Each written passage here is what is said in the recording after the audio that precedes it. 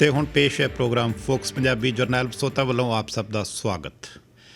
ਇਸ ਪ੍ਰੋਗਰਾਮ ਦੇ ਪਹਿਲੇ ਸੈਗਮੈਂਟ ਦੇ ਵਿੱਚ ਅੱਜ ਅਸੀਂ ਕਾਨੂੰਨੀ ਨੁਕਤਿਆਂ ਨੂੰ ਲੈ ਕੇ ਗੱਲਬਾਤ ਕਰਾਂਗੇ। ਖਾਸ ਕਰਕੇ ਗੱਲਬਾਤ ਚੱਲੇਗੀ ਇੱਕ ਤਾਂ ਟ੍ਰੈਫਿਕ ਕੋਰਟ ਹੈ ਜੋ ਅਲਬਰਟਾ ਦਾ, ਇਸ ਦੇ ਵਿੱਚ ਤਬਦੀਲੀ ਆਈ ਹੈ। ਇਸ ਤੋਂ ਇਲਾਵਾ ਗੱਲਬਾਤ ਚੱਲੇਗੀ ਕਿ ਜੋ ਪ੍ਰਿੰਸ ਐਂਡਰਿਊ ਦਾ ਫੇਲਰ ਹੋਇਆ ਹੈ, ਇਹ ਜੋ ਮੁਕੱਦਮਾ ਸੀ ਇਸ ਦੇ ਬਾਰੇ ਜੋ ਆਊਟਕਮ ਆਈ ਹੈ।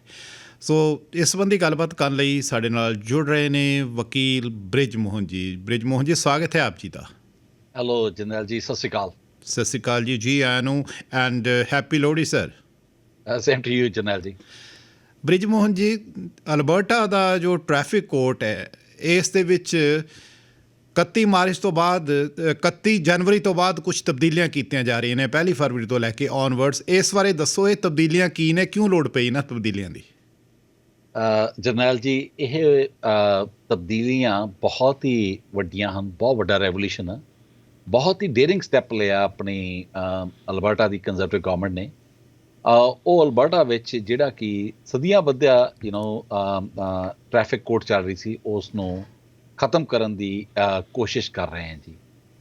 ਮੈਨੂੰ ਵਕੀਲ ਬਣੇ ਆਲਮੋਸਟ 30 ਸਾਲ ਹੋ ਗਏ ਜੀ। ਮੈਂ ਜਦ ਕਦੇ ਵੀ ਐਡਮਿੰਟਨ ਕੋਰਟ ਹਾਊਸ ਦਾਖਲ ਹੁੰਦਾ ਤਾਂ ਮੈਨੂੰ ਹਮੇਸ਼ਾ ਆਦਤ ਹੈ ਸੱਜੇ ਪਾਸੇ ਟ੍ਰੈਫਿਕ ਕੋਰਟ ਦੀ, ਫਿਰ ਤੁਸੀਂ ਗਾਂਹ ਚਲੇ ਜਾਓ, ਹੋਰ ਕੋਰਟਸ ਆਈ ਜਾਂਦੀਆਂ।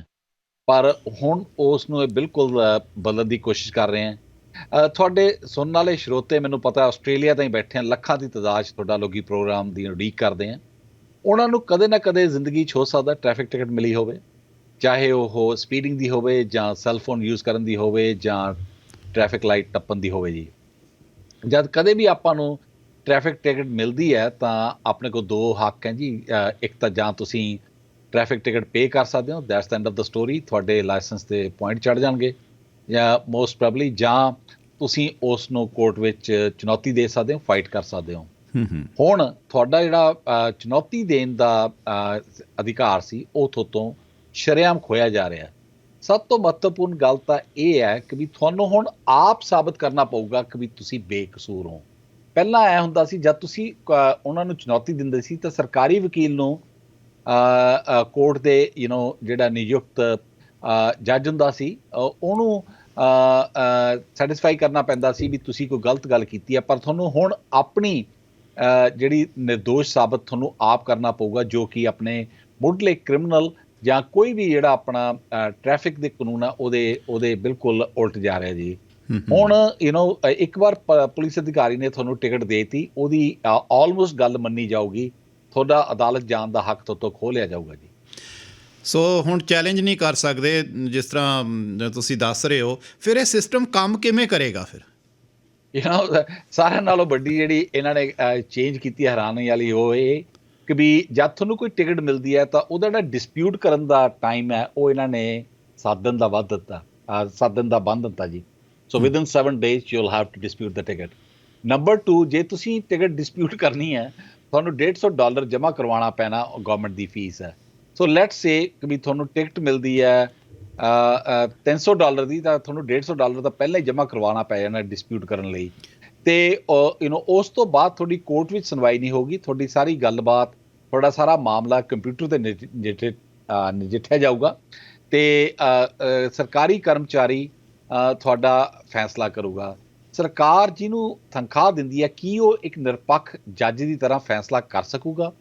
ਮੇਰੇ ਹਿਸਾਬ ਨਾਲ ਤਾਂ ਜੀ ਬਿਲਕੁਲ ਬਹੁਤ ਹੀ ਔਖਾ ਹੈ। ਅਤੇ ਇਹ ਜਾਣ ਬੁੱਝ ਕੇ ਅਲਬਰਟਨਸ ਨਾਲ ਇਹ ਬਹੁਤ ਬੜਾ ਧੱਕਾ ਹੈ ਕਿ ਵੀ ਉਹਨਾਂ ਦਾ ਜਿਹੜਾ ਕਾਨੂੰਨੀ ਹੱਕ ਹੈ ਉਹ ਖੋਇਆ ਜਾ ਰਿਹਾ ਹੈ। ਕਿਉਂਕਿ ਜਦ ਤਾਈਂ ਤੁਸੀਂ ਕੋਰਟ 'ਚ ਚੈਲੰਜ ਨਹੀਂ ਕਰ ਸਕਦੇ ਤਾਂ ਫਿਰ ਜੇ ਤੁਸੀਂ ਬੇਕਸੂਰ ਹੋ ਤਾਂ ਵੀ ਤੁਹਾਨੂੰ ਕਸੂਰਵਾਰ ਮੰਨਿਆ ਜਾਣਾ ਜੀ। ਜਿਹੜਾ $150 ਜਮ੍ਹਾਂ ਪਹਿਲਾਂ ਕਰਾਉਣਾ ਪੈਣਾ ਉਹ ਨਾਨ ਰਿਫੰਡੇਬਲ ਹੈ? ਇਹ ਹਜੇ ਇਹਨਾਂ ਨੇ ਕਲੈਰੀਫਾਈ ਨਹੀਂ ਕੀਤਾ। ਜੇ ਤੁਸੀਂ ਟਿਕਟ ਜਿੱਤ ਜਾਂਦੇ ਹੋ, ਜੇ ਤੁਹਾਡੀ ਕਿਸਮਤ ਵਾਹਵਾ ਵਧੀਆ ਚੰਗੀ ਹੈ, ਜੇ ਤੁਸੀਂ ਟਿਕਟ ਜਿੱਤ ਜਾਂਦੇ ਹੋ, ਕੀ ਤੁਹਾਨੂੰ $150 ਵਾਪਸ ਮਿਲੂਗਾ? ਉਸ ਦੇ ਬਾਰੇ ਹਜੇ ਇਹਨਾਂ ਨੇ ਕੋਈ ਸਪਸ਼ਟ ਰੂਪ 'ਚ ਗੱਲਬਾਤ ਨਹੀਂ ਕੀਤੀ। ਪਰ ਜੋ ਵੀ ਇਹ ਕਦਮ ਲੈ ਰਹੇ ਆ, ਇਹ ਲੋਕਾਂ ਨੂੰ ਡਿਸਕਰੇਜ ਕਰਨ ਲਈ, ਤਾਂ ਕਿ ਲੋਕੀ ਟਿਕਟਾਂ ਡਿਸਪਿਊਟ ਕਰਨ ਹੀ ਨਾ।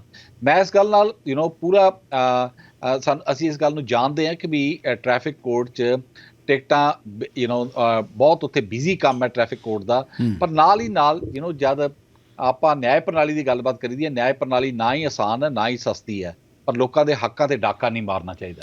ਤੁਸੀਂ ਆਹ ਹੱਕਾਂ ਦੇ ਡਾਕਾ ਮਾਰਨ ਦੀ ਗੱਲ ਕੀਤੀ ਹੈ, ਜਿਹੜਾ ਹੁਣ ਆਹ ਨਵਾਂ ਕਾਨੂੰਨ ਬਣ ਰਿਹਾ ਹੈਗਾ ਜੋ ਅਦਾਲਤਾਂ ਇਸ ਦੇ ਸੰਬੰਧੀ, ਖਾਸ ਕਰ ਟਿਕਟ ਦੇ ਸੰਬੰਧੀ, ਸੋ ਕੀ ਇਹ ਸੱਚਮੁੱਚ ਹੀ ਟਿਕਟ ਨੂੰ ਲੈ ਕੇ ਫਾਈਟ ਕਰਨ ਦੇ ਜੋ ਅਧਿਕਾਰ ਸੀ ਅਲਬਰਟਾ ਦੇ ਲੋਕਾਂ ਦੇ, ਉਹਨਾਂ ਦੇ ਹੱਕਾਂ ਤੇ ਡਾਕਾ ਨਹੀਂ ਹੋਏਗਾ? ਜਦ ਆਪਾਂ ਹੱਕਾਂ ਦੀ ਗੱਲਬਾਤ ਕਰੀਦੀ ਹੈ, ਇਹ ਹੱਕ ਬੜੇ ਹੀ ਮਿਹਨਤ, ਮੁਸ਼ੱਕਤ, ਕੁਰਬਾਨੀਆਂ ਨਾਲ ਮਿਲੇ ਹੈ। ਪਰ ਜਦ ਇਹ ਸਾਡੇ ਤੋਂ ਖੋਹ ਲਏ ਜਾਂਦੇ ਆ ਤਾਂ ਸਾਨੂੰ ਸਾਰਿਆਂ ਨੂੰ ਬਹੁਤ ਹੀ ਚਿੰਤਾਜਨਕ ਹੋਣਾ ਚਾਹੀਦਾ ਹੈ। ਇਹ ਆਪਾਂ ਇੱਕ ਅਧਿਕਾਰ ਖੋਹਣ ਦੀ ਗੱਲਬਾਤ ਹੋਵੇ ਤਾਂ ਚਲੋ ਠੀਕ ਹੈ, ਇੱਥੇ ਤਾਂ ਇੰਨੇ ਹੈ ਕਿ ਵੀ ਕਈ ਵਾਰ ਮੈਨੂੰ ਆਪ ਹੀ ਦੱਸਣੇ ਔਖੇ ਹੋ ਜਾਣੇ ਆ। ਨਿਰਪੱਖ ਮੁਕੱਦਮੇ ਦਾ ਜਿਹੜਾ ਤੁਹਾਡਾ ਅਧਿਕਾਰ ਹੈ ਉਹ ਖੋਹਿਆ ਜਾ ਰਿਹਾ ਹੈ। ਦੋਸ਼ੀ ਸਾਬਤ ਹੋਣ ਤੱਕ ਤੁਹਾਨੂੰ ਕਾਨੂੰਨ ਦੀਆਂ ਨਜ਼ਰਾਂ ਨਿਰਦੋਸ਼ ਰਹਿਣ ਦਾ ਤੁਹਾਡਾ ਹੱਕ ਉਹ ਖੋਹਿਆ ਜਾ ਰਿਹਾ ਹੈ। ਆਪਣੇ ਦੋਸ਼ੀ ਦਾ ਸਾਹਮਣਾ ਕਰਨ ਦਾ ਅਧਿਕਾਰ ਉਹੀ ਪੁਲਿਸ ਆਫਸਰ ਜਿਹੜਾ ਤੁਹਾਨੂੰ ਗਲਤ ਟਿਕਟ ਦਿੰਦਾ ਹੈ, ਲੈਟਸ ਸੇ ਤੁਹਾਨੂੰ ਲਾਈਕ ਨਹੀਂ ਕਰਦਾ, ਤੁਹਾਡੀ ਨਸਲ ਨੂੰ ਲਾਈਕ ਨਹੀਂ ਕਰਦਾ, ਤੁਹਾਨੂੰ ਪੰਜਾਬੀ ਹੋਣ ਕਰਕੇ ਉਹ ਟਿਕਟ ਦੇ ਦਿੰਦਾ ਹੈ, ਤੁਸੀਂ ਉਹਨੂੰ ਕੁਐਸਚਨ ਨਹੀਂ ਪੁੱਛ ਸਕਦੇ। ਕਾਨੂੰਨ ਦੇ ਸਾਹਮਣੇ ਬਰਾਬਰ ਰਹਿਣ ਦਾ ਹੱਕ ਉਹ ਵੀ ਤੁਹਾਤੋਂ ਖੋਹਿਆ ਜਾ ਰਿਹਾ ਹੈ। ਮੇਰੇ ਕੋਲ ਇਸ ਵੇਲੇ ਮੈਂ ਤੁਹਾਨੂੰ ਦੱਸਿਆ ਵੀ ਮੈਂ 30 ਸਾਲ ਪਹਿਲਾਂ ਆਪਣੀ ਕਾਨੂੰਨੀ ਪ੍ਰੈਕਟਿਸ ਐਡਮਿੰਟਨ ਤੋਂ ਸ਼ੁਰੂ ਕੀਤੀ ਸੀਗੀ। ਹਜੇ ਵੀ ਮੈਨੂੰ ਬੜਾ ਫਖਰ ਹੈ ਕਿ ਵੀ ਪਹਿਲੇ ਦਰਜੇ ਦੇ ਕਤਲ ਤੋਂ ਲੈ ਕੇ ਟ੍ਰੈਫਿਕ ਟਿਕਟਾਂ ਤਾਈਂ ਅਸੀਂ ਹੁਣ ਵੀ ਐਡਮਿੰਟਨ ਦੇ ਸਾਰੇ ਕੈਨੇਡਾ 'ਚ ਫਾਈਟ ਕਰਦੇ ਹਾਂ ਜੀ। ਲੱਗਦਾ ਨਹੀਂ ਤੁਹਾਨੂੰ ਕਿ ਜਿਸ ਤਰ੍ਹਾਂ ਇਹ ਅਧਿਕਾਰਾਂ ਤੇ ਸਿੱਧਾ ਅਟੈਕ ਹੈ ਅਲਬਰਟਾ ਦੇ ਲੋਕਾਂ ਤੇ, ਇਸ ਨੂੰ ਕਾਨੂੰਨੀ ਚੁਣੌਤੀ ਦਿੱਤੇ ਜਾਣ ਦੀ ਸੰਭਾਵਨਾ ਹੈ? 100% ਇਹਨੂੰ ਕਾਨੂੰਨੀ ਚੁਣੌਤੀ ਦਿੱਤੀ ਜਾਊਗੀ ਜੀ।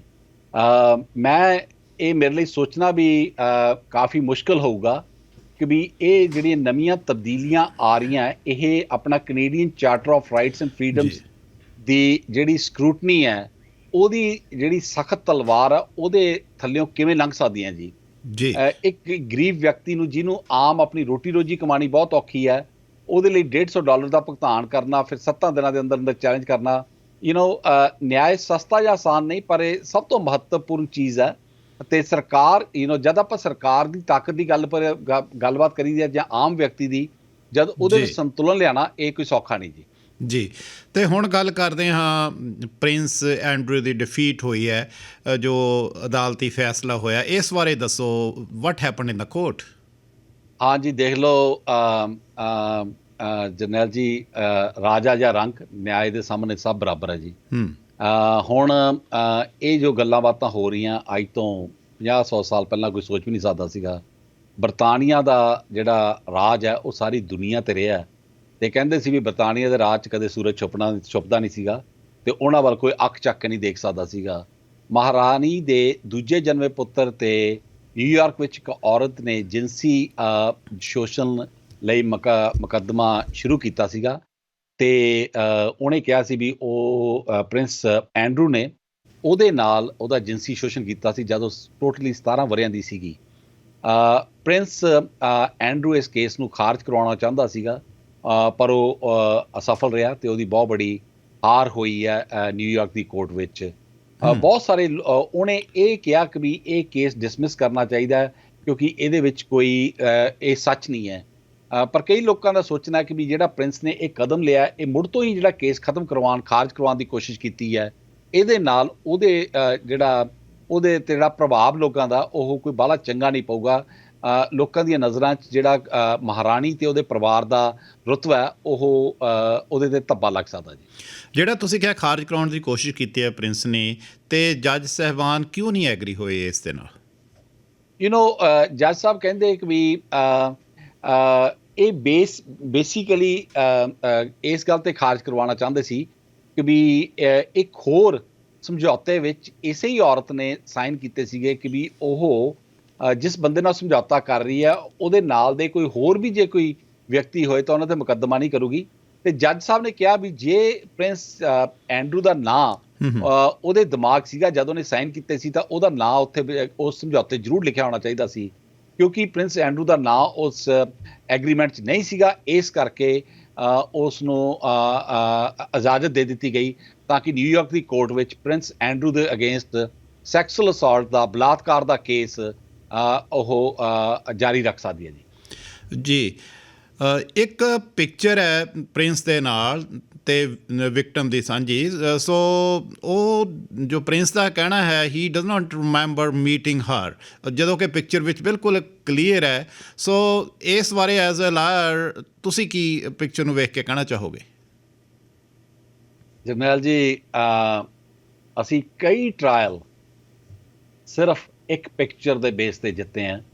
ਸਿਰਫ ਇਸ ਕਰਕੇ ਮੈਂ ਆਪ ਜਿਊਰੀ ਦੇ ਸਾਹਮਣੇ ਖੜ ਕੇ ਕਿਹਾ ਕਿ ਵੀ ਇਸ ਪਿਕਚਰ ਵੱਲ ਦੇਖੋ, ਦੇਖੀ ਜਾਓ, ਲਗਾਤਾਰ ਦੇਖੀ ਜਾਓ, ਕਿਉਂਕਿ ਇਹ ਇੱਕ ਪਿਕਚਰ ਹੀ ਨਹੀਂ, ਇਹ 1000 ਲਫ਼ਜ਼ ਬੋਲ ਰਹੀ ਹੈ।